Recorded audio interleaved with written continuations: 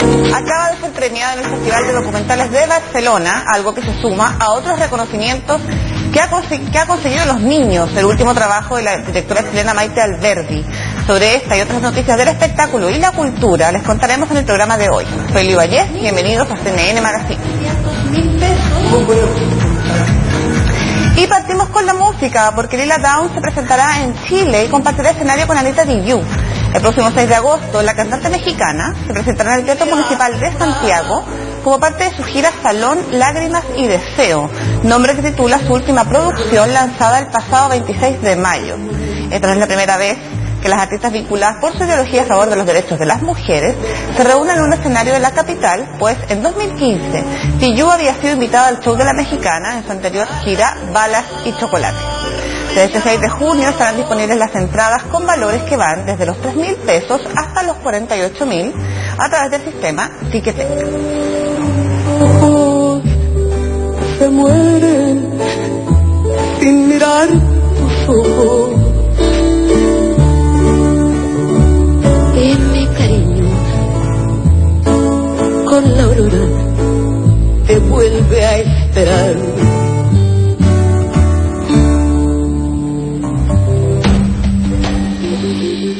Y como les adelantábamos, ¿cómo viven la adultez las personas con síndrome de Down? Es una de las preguntas que busca resolver el documental Los Niños.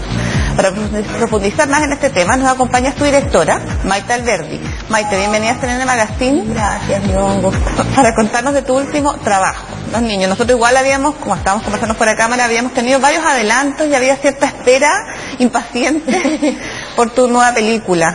Qué bueno que haya espera. Que haya espera, que haya ganas de verla, que se estrenó esta semana. Dime, Los Niños, ¿qué significó para ti en tu carrera? Ya tienes una carrera con bastantes películas, que siguió una línea que es la no ficción, o sea, el documental. ¿Qué significa para ti Los Niños? Mira, yo creo que aprendí harto haciendo Los Niños, o sea, si lo pongo en el contexto de mi carrera, creo que es una película que tuve que aprender a grabar distinto también, porque eran personajes distintos y que yo me tenía que adaptar a sus tiempos, a su forma de ser y aprender sobre este mundo antes de enfrentar el rodaje también, que tenían otras necesidades. ¿Te costó? Yo creo que me costó, eran personajes que me sorprendieron en lo fácil que eran, en el sentido de que son muy expresivos y dicen todo lo que piensan. Entonces, cosas que a veces uno tiene que resolver de manera más difícil con otros personajes, acá ellos como que expresaban fácilmente todo y muy frontal, entonces eso era más fácil. Lo que era más difícil es que yo a veces les digo a los personajes, oye, pueden hablar sobre esto, puedes hacer esto, y ellos como que siempre querían ir a lo que ellos querían, entonces como que no les podía pedir cosas más de actores, sino que simplemente era seguirlos y acompañarlos en su rutina, y es un poco más difícil. Y ahí encontrando también la misma construcción como de la historia, ¿o no?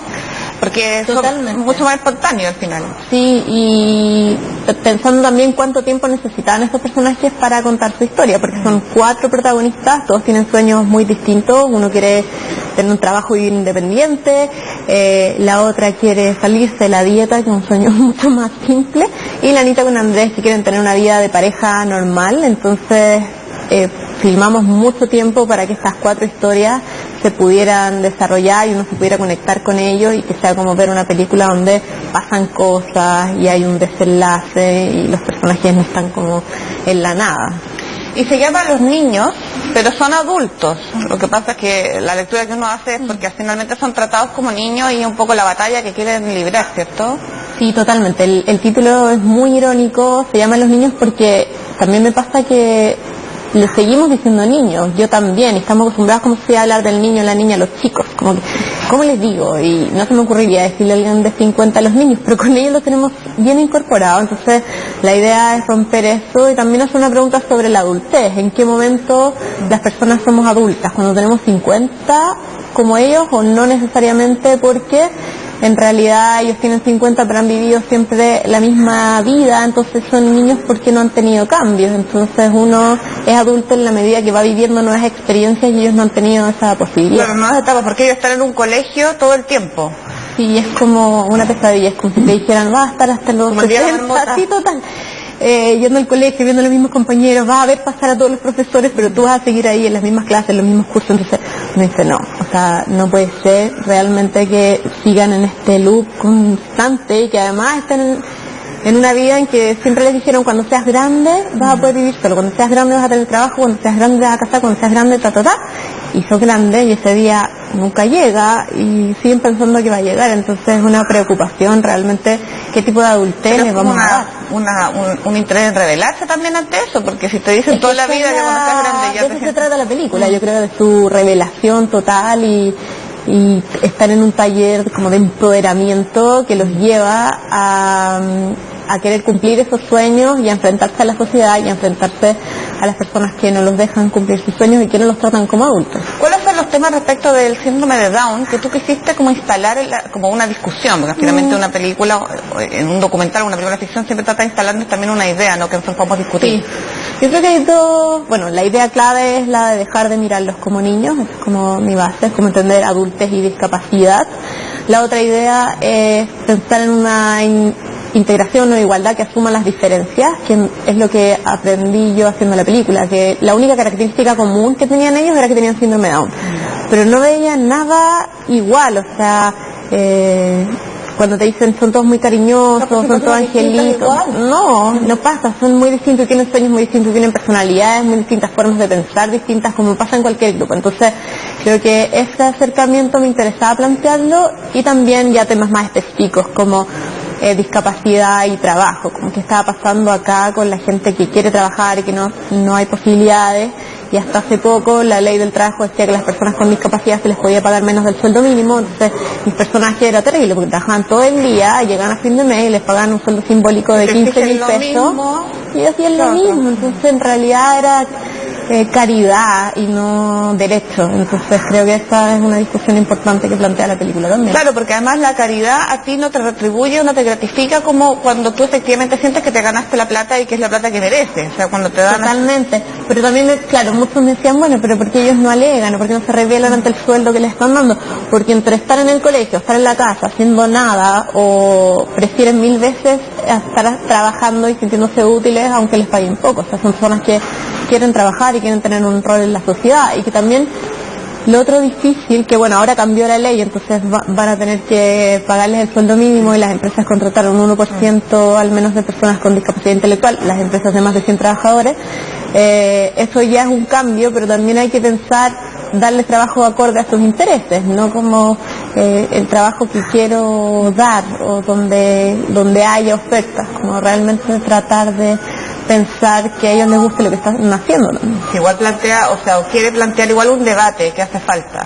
Totalmente, es un debate que hace falta, además porque es un contexto nuevo. Antes no veíamos adultos con discapacidad, por eso es un debate que hay que dar ahora. Es una nueva generación, Chile es uno de los países con más alta tasa de natalidad de personas con síndrome de Down en el mundo, y por lo tanto los otros países no están frente al mismo problema y enfrentando la misma realidad.